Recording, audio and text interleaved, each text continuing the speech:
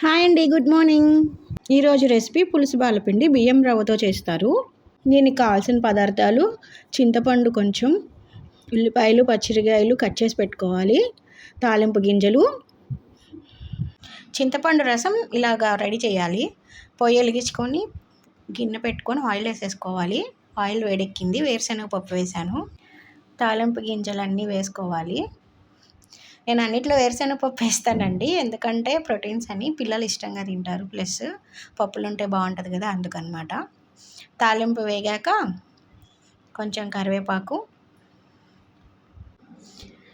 తాలింపు వేగాక ఉల్లిపాయలు, పచ్చిమిరపకాయలు కట్ చేసి వేసుకొని వేగించుకోవాలి.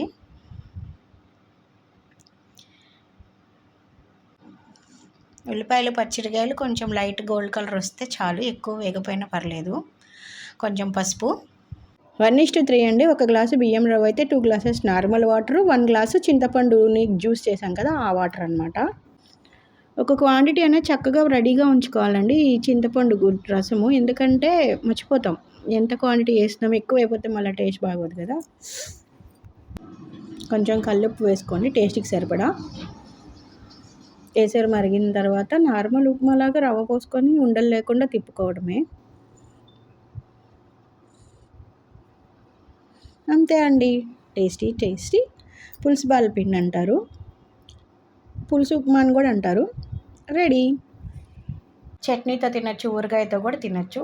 Thank you for watching. Thank you.